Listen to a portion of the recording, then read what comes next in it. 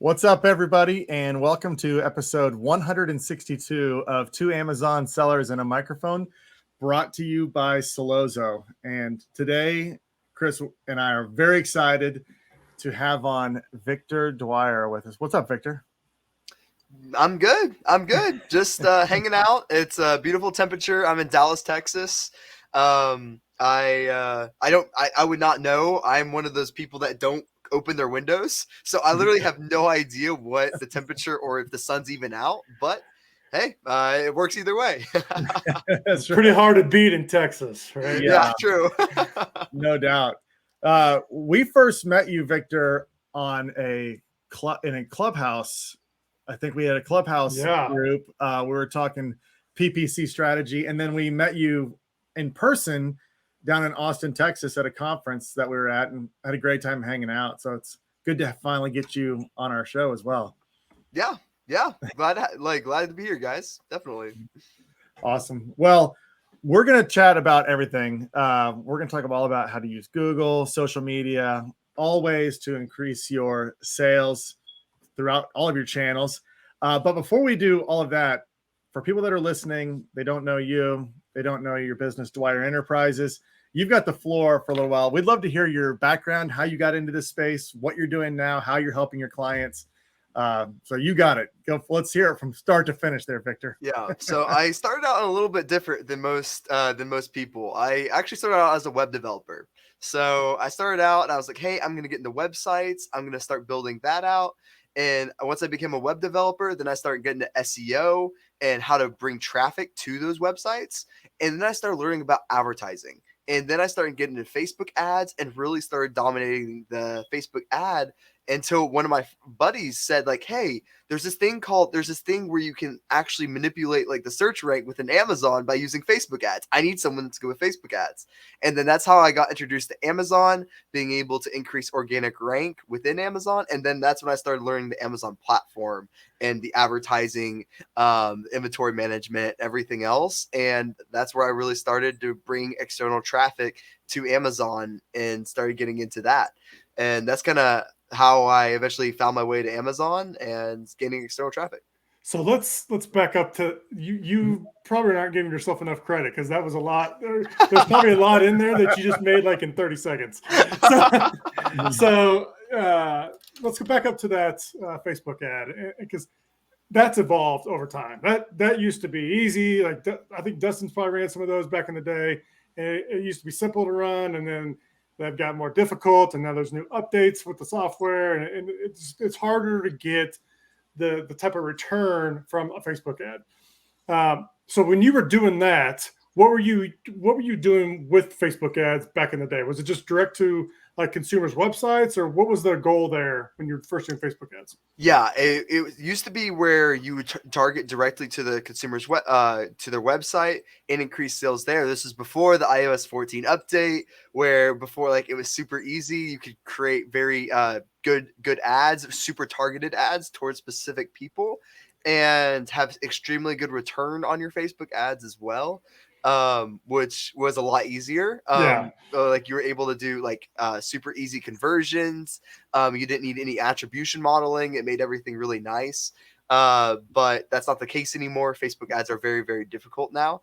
But yes, with setting the traffic to the e-commerce store, you got more margin out of it. But when you sent them to Amazon, you would get a higher conversion rate. So that's when I started to realize, okay, if I send this traffic to Amazon, they have a much higher chance of converting rather than sending them to the e-commerce store. So that's what I realized. And that's you mentioned like you got better conversion on Amazon, obviously because people trust Amazon. That's the difficult thing with trying to do your own Shopify store and trying to run traffic to it is there's not a lot of trust there, right? Like they don't trust you yet. So you were using ads to drive them to your store, but they may not convert. What are some ways like you can win that back? Like keep them from going to Amazon. Let's say somebody goes to your Shopify store. How are you using ads to like get those people to come back to your store and purchase so you can kind of build that trust with them? Yeah, so it really comes down to people care about pricing. So there are certain people that will look, and if their price, some people are even will still buy the price, even if it's higher price on Amazon and lower price on their website, they'll still choose Amazon because of the convenience, the shipping, and everything else. But that's where you get those people that say, okay, I save $5 by buying it on their website. It's probably worth just purchasing off their website. So people do tend to go there if they know that they're going to get a good deal, way better than way better than what it would be on Amazon. So that's what I typically see when consumers that do choose to purchase on their website rather than Amazon. But that's pretty much it, because Amazon has all the convenience in the world when it comes to like shipping. You don't have to worry about refunds. Like there's a lot of trust in there. So that makes things a lot easier. But I see the price is the biggest reason why someone might go to the e-commerce store. So you get all these different opinions, and you got, especially when you talk to brands and businesses, they'll say, oh, but I make so much more on my website than if I sell it on Amazon. So I want to drive the traffic to my website. But then you have the benefit of driving traffic to Amazon because, like you said, the conversion rate's higher, but you're also getting this boost in your organic ranking when you drive traffic to Amazon. Now, obviously, Amazon's rewarding that, with their brand referral. You can put that in there and get part of that, the commission that they charge back to you. So would your strategy be, if most of the brands you work to, do you drive the majority of the traffic from social and Google and anywhere else that you're driving it directly to Amazon? Is there a time when you shift that back and forth? Yeah, so basically the way I explain it is you may get $50 in extra margin by sending that traffic to your e-commerce site, but you may make $500 more from the additional ranking boost that you get from the increase in sales. Because Amazon has a lot of people searching on their platform every single day. And the more you increase your rank, the more sales you actually benefit from. And that way more people find out who you are. So you get that additional lift within within the external tracking. So that way you get that increased boost. And to your other question, we end up A/B testing which ads end up doing better. So we basically A/B test two different landing pages. One landing page sending them directly to Amazon, saying, "Hey, great, get this product 15% off. Go to Amazon and purchase it." And then we have another landing page that go to our e-commerce site and purchase it there. And we typically see about like a double in conversion rate when sending them to Amazon, when people end up purchasing. So that's that we kind of play around with those two numbers, but almost all the time they end up sending them. They end up liking going to Amazon and purchasing more likely. Let's go to the creative on the Facebook side. Just thinking like how I used to run them. You put a little emojis in the description. You may get your discount code, get your rebate when everybody was doing all that kind of stuff. What's the creative side look like? What's the messaging need to be? You mentioned something at the conference that I think you're doing for Facebook ads. What are you doing with your clients now? Yes. So basically there are really three elements that you need on a Facebook ad when sending them to Amazon. So the first thing, which is probably the most important, is having the Amazon logo. Like actually putting the Amazon logo, and like as long as you're not pretending to be Amazon, like literally you can put the Amazon logo and it's not trademark infringement or anything else like that. I would not show it to Amazon, but like typically that will increase your conversion rate by dramatically. Because now that they see, oh, this is an Amazon, oh, easy, and then they click in and they purchase the product. So that's a big factor within my creatives is I put the Amazon logo. And then also I put the product image. That's super important. And also I put either the discount or the product benefit. So I test out different audiences like certain things. So I end up testing the three different things within the messaging of my ads. If they either enjoy product benefits so for example, if it's a protein powder, for example, it's either you're going to advertise the benefits of taking the protein powder, or you're going to advertise the discount of the protein powder, or either that, or you're going to advertise the actual the uniqueness of the of why it's different from every other product. So those three factors are the biggest thing when testing the ad creatives, seeing what does the other audience like. Do they care more about the product benefits? Do they care about the price? Do they care about the uniqueness? Or you might do a brand push in there. So those are the three things I test within my Facebook ads that are different based off of what the audience likes. And are you doing that to like separate, like different audiences all in one? How many like different ad groups are there? I mean, this can kind of transition into like how Amazon kind of sets it up with ad groups. It's the same thing inside Facebook, right? They get audiences that you can go after certain targets.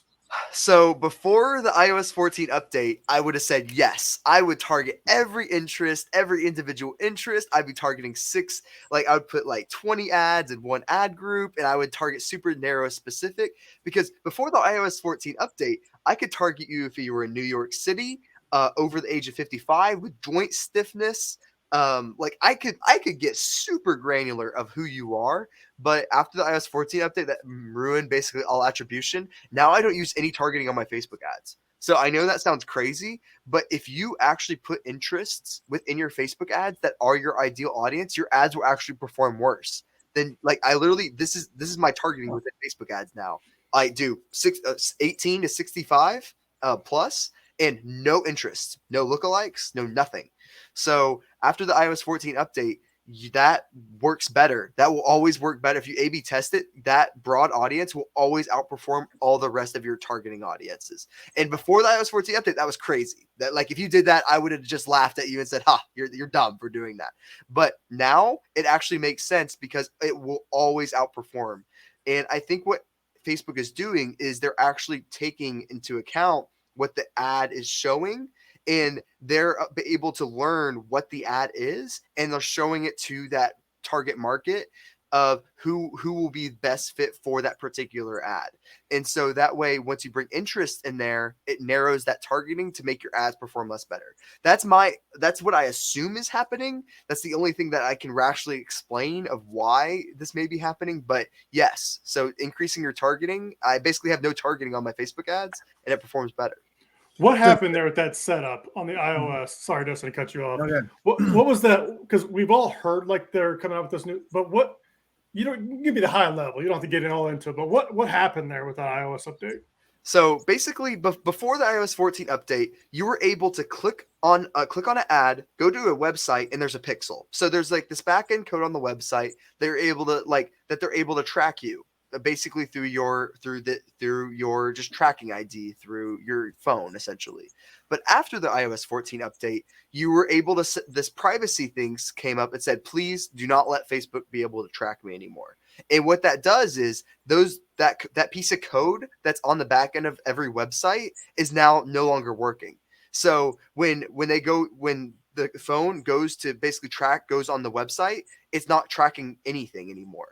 And normally you might think, okay, that's not too big of a deal, but yes, it's a huge deal, because if your advertising is based off of those conversion metrics, then all your conversions are completely messed up now. So now when you're optimizing all of your advertising, you're wasting hundreds of thousands of dollars now on conversions that don't even take place. Like sometimes Facebook will over attribute its sales. So meaning that you might on Facebook's side, they may show $100,000 increase in sales, but yet it's not actually happening, or they under attribute sales, which is you get 100,000, but they only show you got 40,000. So it basically makes it where you miss on attributing sales to the right person, where you waste hundreds of thousands of dollars in Facebook spend every single day or week or month that it's happening.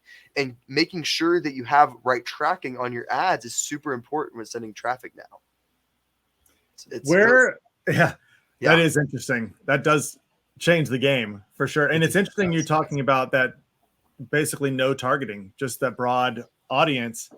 It is interesting. And obviously if you're getting better performance out of that, then clearly Facebook is somehow using its algorithm to, I mean, it's almost like an auto campaign inside Amazon. It's their algorithm. In which case, I mean, you see that a lot of times. You like somebody, you run an auto campaign and you get a whole bunch of search terms that you would not have had in your list before. So it's interesting to see that. Or do you see those campaigns like improving over time? Can you sort of see like there's an algorithm at work behind the scenes that's like they're targeting better and better over time? Yes. So they do get better and better over time when you have conversion attribution, conversion modeling in place. So like if you are still using the Facebook pixel to optimize for those conversions, no, they will continue to decline over time, because basically right now the Facebook pixel has a 40% accuracy rate. So meaning that it's only going to track 40% of all the conversion sales you get, and meaning that they're not going to have enough information to actually identify what is a purchaser and what is not. And that makes it where your ads run super inefficiently. So, but once you run conversion attribution, basically what that means is you take the Google Tag Manager, you take server side optimization. Let me go into that real fast to explain what that means. What server side optimization means is it takes the back end customer data and appends it, and basically uses server side optimization, basically taking Facebook's data and combining it with your customer list, combining them. So that way it has nothing to do with the iOS 14. There's no pixeling. There's nothing. It's just showing, okay, this person's email is showing here on the customer list side. This is their email on the Facebook side, and you're matching them together on the back end. And that way you're able to have almost 95% accuracy rate within your Facebook ads. Again. So, and that's called server side optimization.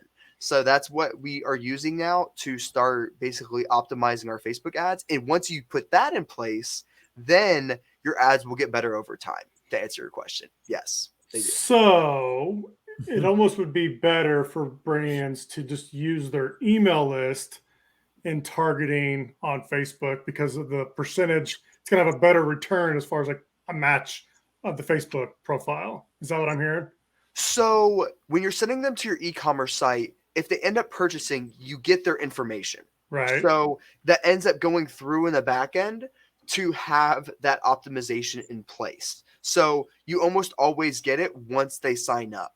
And when it comes to retargeting is like basically officially broken now. So if you're trying to retarget people on Facebook, it is very, very difficult. You're only going to get about a 25% match rate on retargeting now, which is very unfortunate, because that was Facebook's strong suit, where you could like say, oh, they went to this page, I'm going to retarget you with this ad. You can't do that anymore. So basically you can use server-side optimization to see which people have purchased, and that way you're optimizing correctly. But when it comes to retargeting those people, it's very, very hard to do that.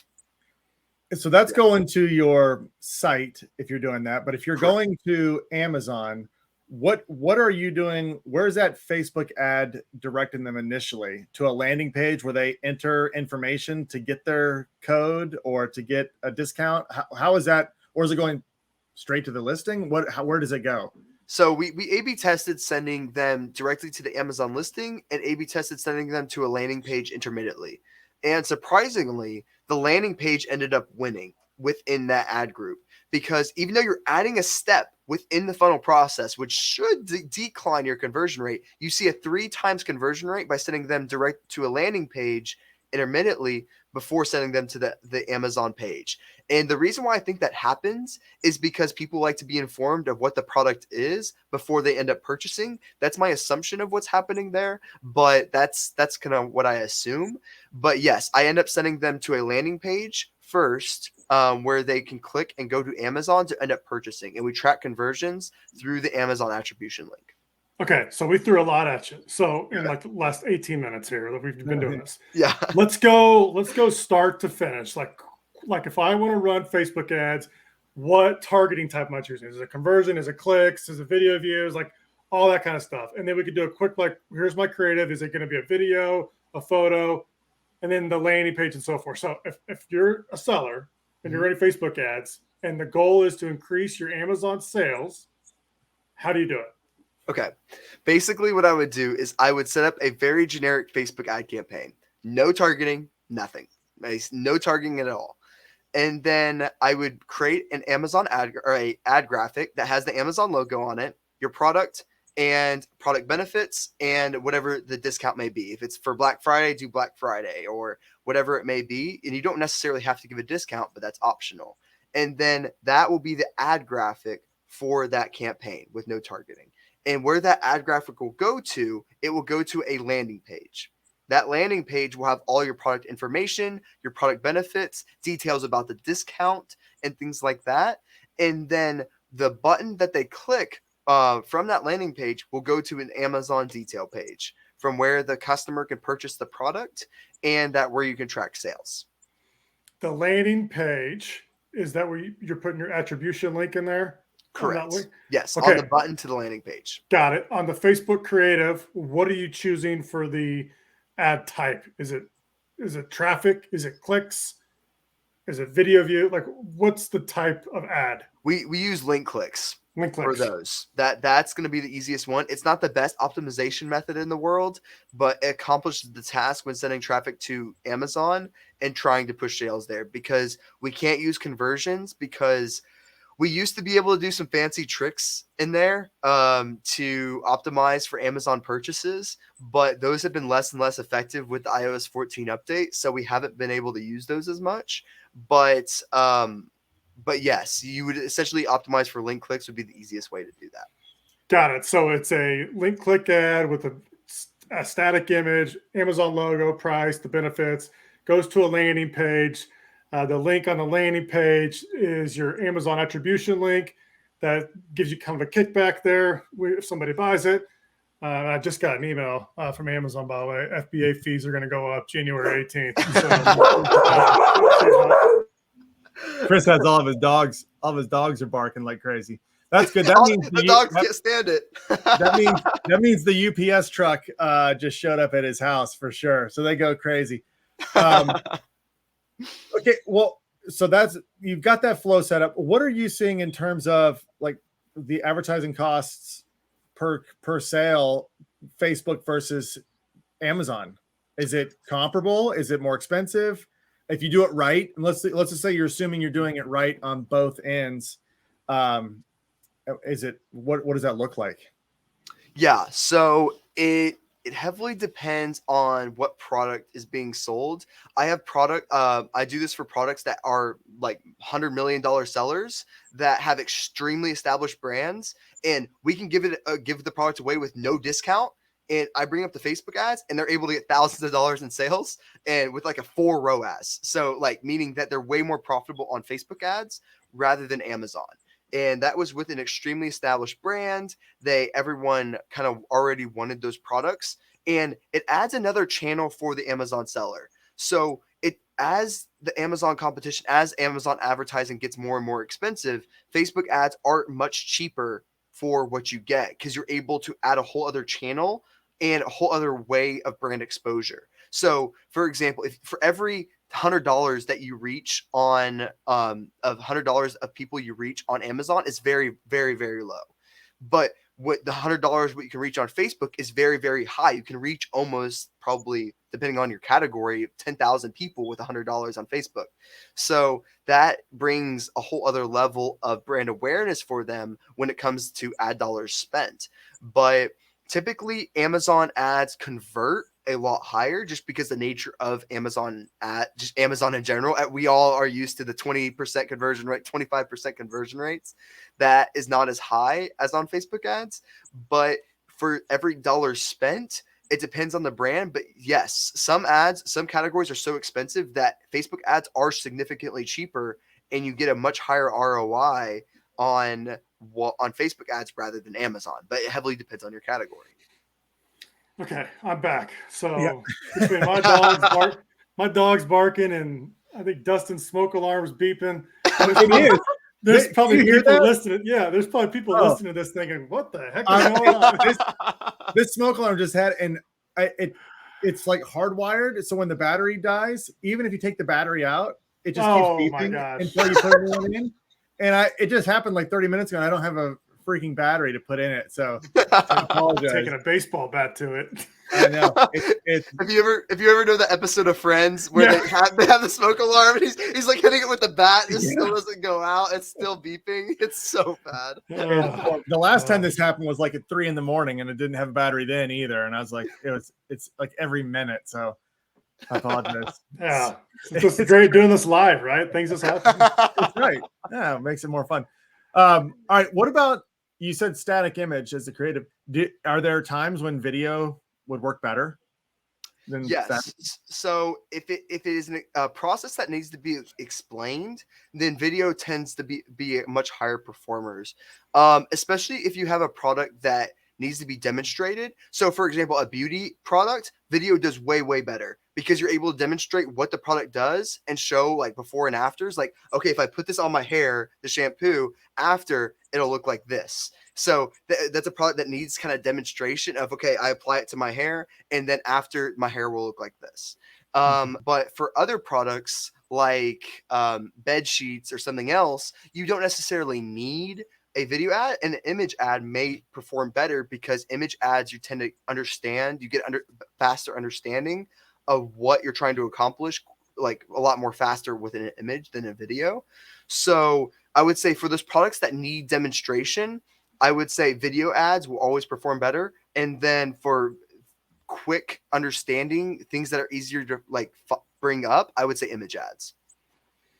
Okay, so before I got interrupted here by these two crazy dogs, I wanted to go. That was a lot of Facebook stuff. I want to go to Google now because Google is something that you can dabble in. I know Dustin we're maybe talking about it, but this is a topic that is getting legs, and more people are getting interested in it. What's the setup on the Google side? What do you do? What do you need first of all for Google ads? If I want to run a Google ads and I'm a seller, what do I gotta do? Yeah, so basically, you'd have to first set up a Google ad account. That would be the number one thing to do. Yep. And then once you do that, there's some tools in there that you can do to optimize for purchases on the Google ad side. I would recommend doing those. But if you wanted to start out a little bit simpler, you could simply run a keyword. You can use Google Keyword Planner for your keyword ads, and saying, okay, I can run ads on all these different keywords here. And then you could upload them to your Google Ads Manager and start targeting those keywords and actually sending them to Amazon. And the benefit of actually sending them to Amazon is that you actually get a much higher keyword rank from sending them from Google rather than Facebook. So Google tends to Amazon prioritizes Google traffic more than any other traffic source right now by almost 3 times. So if you were sending in search, find, buy traffic to increase organic rank, right now it's like if you were you say you have to give away 100 products to rank for this one keyword, you'd only have to give away 30 of those products on Google because of that Amazon prioritizes Google so much right now. So that's one of the benefits of sending the traffic from Google right now. That's important.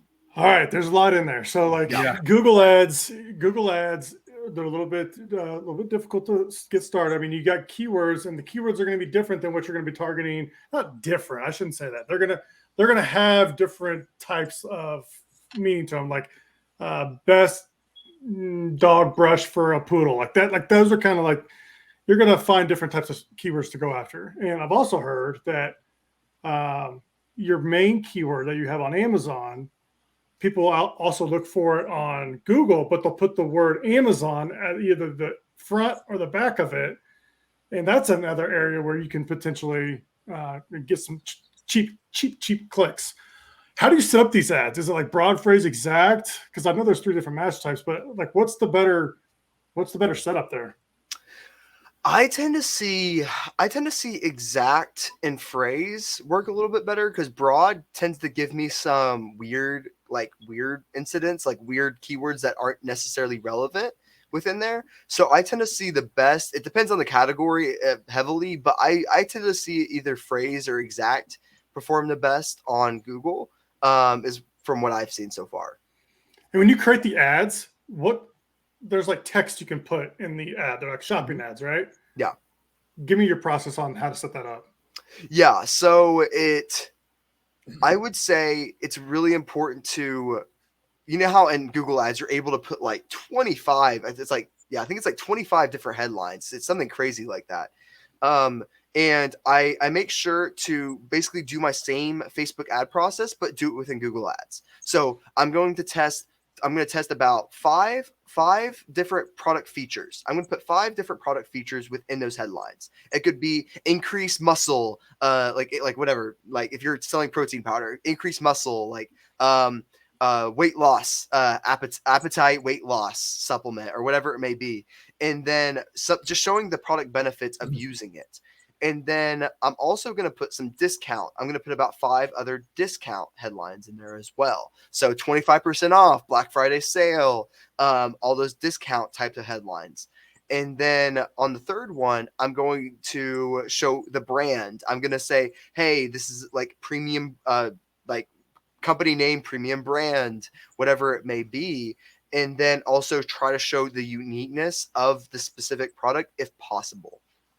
And by pushing those specific things, then Google will show the ads that tend to work better within those particular subsets that I set up. So Google will actually test which headlines work better in combination with each other. So that way I give it all the information possible, and then it can set it up from there. Give us a rundown on like the cost per clicks. What are those usually running on Google compared to what you're seeing on Amazon? As far as like, what's that costing? Are they cheaper? Are they more expensive? What's that looking like? Yeah, so typically with the clients that do run Google ads, they come to me and say, Victor, my Amazon ads are so freaking expensive. I'm paying $5 cost per click for these high keywords. I need to run Google ads. So I typically usually run Google ads for the clients that have high cost per clicks, just in general. So like what we can do is for the same keyword, I've actually seen it's the same keyword on Amazon it was like $5.50. And you take that same keyword and you look at it on Google, it's like $1.25. So it's like the cost there is very different. Now you don't get as high conversion rates on those clicks because as we know on Amazon, they have a super high conversion rate of converting. On Google, they not necessarily do, but you do get those much cheaper people finding out who you are and purchasing the product as well. So that's the benefit of running on Google. It is significantly cheaper based off of the keyword you go after. And something to add there, you don't need as many conversions from Google as you do from Amazon to rank for the keyword that you're targeting on Google. True. Very true. So yeah, it means a lot, especially when you're pushing rank and you're trying to rank for a certain keyword. That's a factor in there as well. It really is, because it's 3-1. Like you mentioned earlier, you bring somebody over from Google, you're gonna get better organic ranking on a keyword than if you go after a keyword on Amazon for a couple months. It takes a while. You know what I mean? So this is different. Okay, so let's break this down now. I've got an advertising budget of X amount of dollars. Okay. How would you allocate that between Amazon, Facebook, and Google? Is there some place you'd invest more, less? Let's say it's $1,000. Yeah. If you had $1,000, how are you spreading that? Yes. So first I would analyze the product and see, is it a search intent based product? So let's say if I basically judge if it's convenience based product or a search intent based product, meaning if someone types in the word bedsheet on Google, they need a bed sheet right away and they're looking for a bed sheet to purchase. So that would be a search intent based product. That is something that I would divert more budget toward Google. But if it's a convenience based product, like a dog toy or something like that, then I would say, okay, let's push more of the budget toward Facebook ads because it's going to require some convincing within there. So basically the way I would budget that $1,000, I would say, okay, if you're a convenience-based product, I would probably push about 70-30. I would push 70% Facebook, 30% Google. And if you're a search intent-based product, I would push 70% Google and 30% Facebook is how I would basically divert that $1,000 based off its external traffic. What about, let's say the 1,000 was total that you had. Total. How much of that portion would you put into Amazon PPC? So it would depend on the competitiveness. I analyze the competitiveness of the category. So if you don't have a very competitive category and your CPCs are only like $2, $1.50 or something like that, then it might be smarter to push a little bit more on the Amazon advertising. But if you have very expensive CPCs, like I have some clients that are paying $7, $12, $10 per cost per click, and that's crazy to pay that much. So then I would say, okay, let's take away less. So I would say if you're in a very competitive category, I would say 20% Amazon. I would say if it's wow, okay. Yeah, if you're in a competitive category and you're in a search intent based product, I would say about 20% Amazon, 20% Facebook, and then 60% Google. 20% Google, 60% Facebook.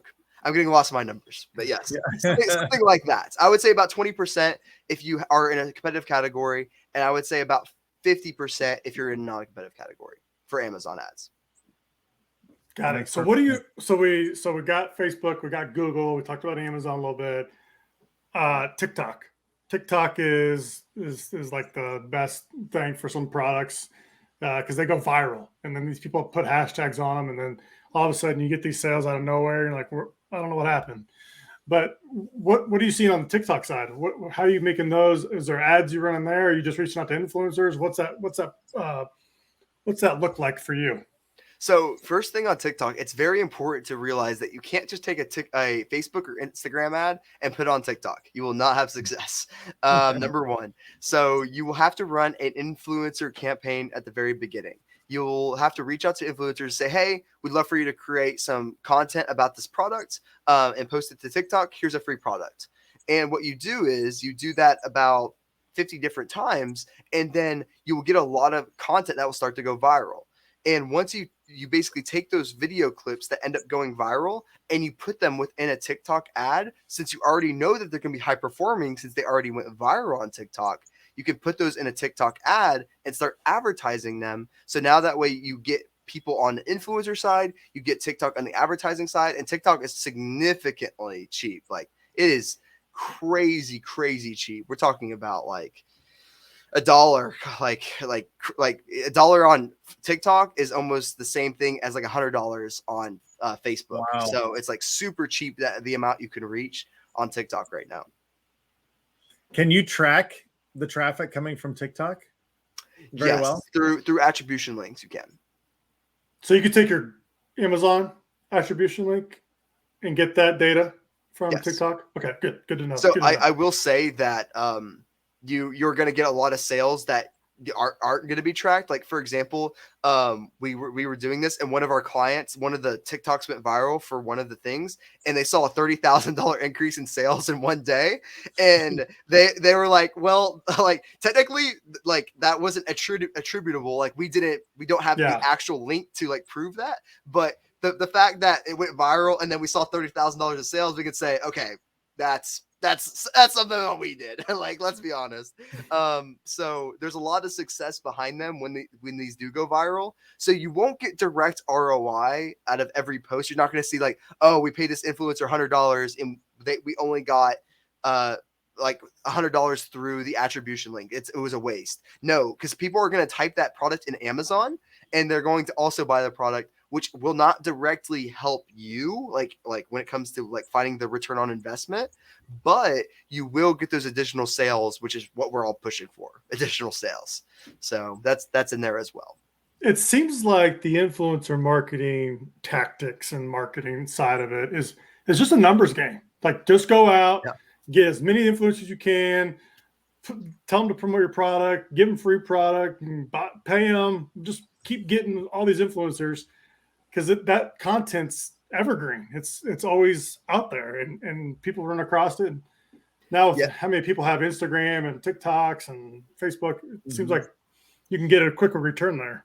Yeah, and everyone wins from it. Like user-generated content is so powerful. Like it's all like it doesn't look very good quality, but it does the best on the ads. Like I don't know why. Like for some reason you can get like a quality like this, like what we're doing, like our camera quality. But if you take your phone instead and you just like literally record yourself videoing yourself doing it, you're gonna get much higher return if you just record yourself on a crappy video on a phone rather than actual good quality.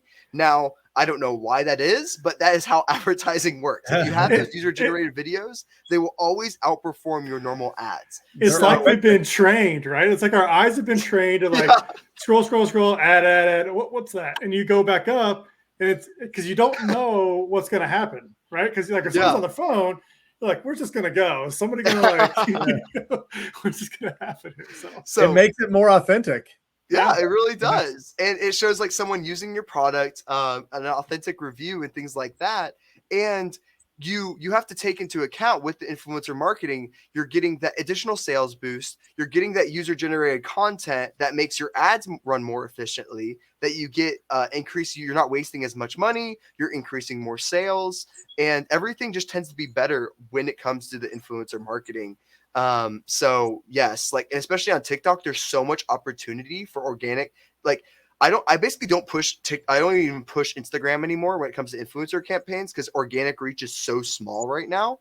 But on TikTok, there's so much chance for your post going viral that it's almost always worth it by pushing these TikTok stuff. So yes, I definitely would recommend any product out there that's very trendy based to definitely push your product on TikTok and push it toward influencers. I love talking about this stuff. It's so fun. It's fun. And it's so much. I mean, everyone listening, there's your to-do list. You got your Google set up, your Facebook ad set up. Find influencers on TikTok. I mean, there's a lot of obviously a lot of work that goes in behind that, but that's what the best brands are doing to separate themselves right now, is they're using every possible traffic source to drive sales, drive brand awareness. And those are, I mean, what you laid out are just some great strategies for everyone. They can, I mean, those are things people can implement right now. You laid it out pretty clear. And I want to give you a chance to talk more about Dwyer Enterprises and also the amount of content you put out. I mean, for anybody listening that wants like tips or on absolutely anything, basically, they can check you out. I mean, you're all over YouTube. VictorDwyer.com is your website. You have so much content. So talk about Dwyer Enterprises and how you're helping your clients and how people can get in touch with you if they'd like to work with you.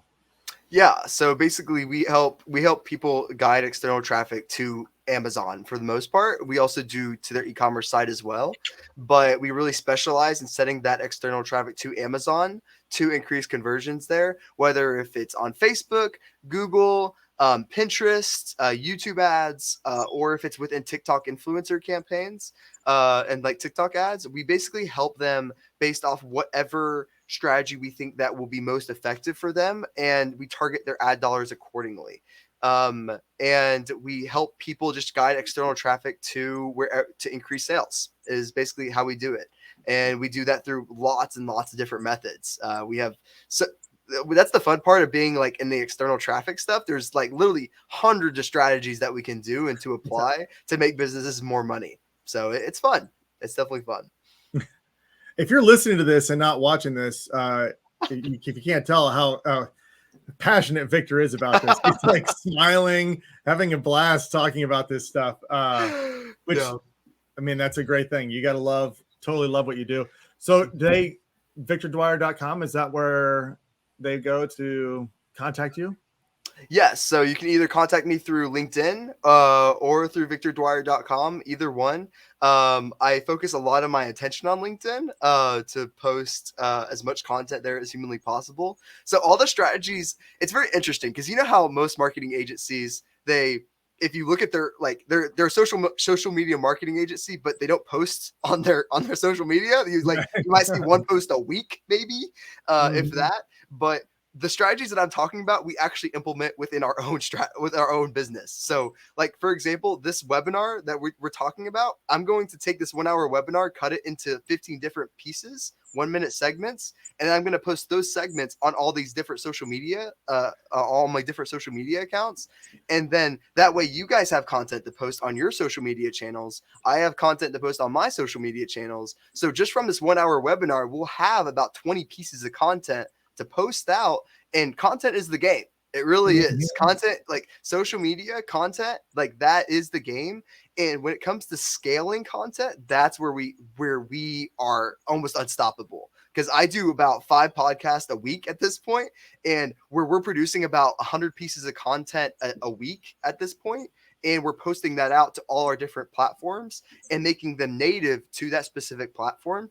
So it becomes where a lot of people end up knowing who you are, and it makes it where that's what I care about. I just care about making relationships. I don't care if you become a client. I could care less, but I want you to at least understand what I do and what I'm trying to accomplish, and that's my goal. So yeah. This is what, when we were down in Austin, you and I were talking about this, about your ability to just chop up all of your long form content into a bunch of small snippets and like put them natively, like you're talking about, into the different platforms. And I was like, I'm going back right away, talking to our team. We're going to implement this immediately. You were seeing so much success with it. And so you're, like you said, you're living it. You're doing it with your brands. I mean, you're doing it with your business just the way that you would do it with help your clients. So that's awesome. Yeah, exactly. Like I'm 100% down with my personal brands. Like I basically, I focus all my attention on my personal brand, and like, I literally don't even advertise my business. Like most people don't even know what I do. I just now create a service page for what I do, because most people had to ask me like, Victor, you obviously know what you're talking about, but like, I have no idea what you do. So like, I focus 100% of my attention on my personal brand, and then I know something will come out of that, and eventually like people will understand what I do. So it's an interesting play that most people on LinkedIn, it's all sales, sales, sales, sales, sales, and they only care about promoting themselves. But I took it like in a complete different scenario that I said, okay, I'm going to just only provide value. I'm not even going to tell you what I do. Is like, I'm so against sales that like then people are like, okay, this guy knows what he's talking about. I want to know what he does. And then I have the opportunity, once they ask, to tell them what I do. So it's a fascinating, it's super like twisted, like business strategy, but it's been working. So it works well. So that's what I do. And I think people love that. Like it's all about the relationship. And if they're going to invest time with you, with their business, they want to make sure they know you. Like they want to make sure they know what you're doing. They can go hire any Tom, Dick, and Harry if they want, you know, but if they know what you're talking about, they feel a little bit more comfortable with you. Yeah. 100%. Cool stuff, man. Absolutely. Victor, thanks for joining us for this. It's been a blast. I really do. I encourage everyone to check you out. Check out all the content that he puts out. It's great. It's well done. It's very educational. Obviously, you can tell he knows his stuff based on this. I mean, you got a full outline of your Google and your Facebook marketing right there. Easy actionable steps to go set it up. So we really, really appreciate you coming on. We will get you back on. You're going to be a regular guest. We can do a deep dive into every one of these things to further explore what all the possibilities that you can do. Plus, there's so many other ways to drive traffic. We'd love to hear all of them. So we'll definitely get you back on for sure. We enjoyed it. And for everybody listening, if you like content like this, which how can you not like somebody who's passionate about what they do, talk about what they do, make sure that you subscribe to this podcast. Make sure you subscribe to all of the places where you can watch this live on Solozo's Facebook page, our LinkedIn page, and our YouTube channel. You can turn on notifications so you know when we go live. And pretty soon you're going to be able to see all of our chopped up content that we're going to put together out of these long form pieces. So make sure you subscribe to those, turn on notifications so you can hear when we talk to great people like Victor. Also, if you're looking to work on your Amazon advertising strategy for that little portion of your budget that Victor talked about, where you're going to do it at PPC 20%, 50%, 50% if it's search intent. But if you need help with that, then we'd love to talk with you about how Solozo can help automate that for you. Chris and I love talking strategy, obviously. So you go to Solozo.com, you can book a demo. You'll get either Chris or myself, and we'll talk about anything you want. And we'll also show you how Solozo can help optimize and automate your advertising on Amazon. So go check us out there. Everyone, thanks for tuning in. Victor, thank you so much for joining us, and we'll see everybody next time. Have a great one. Thanks, guys.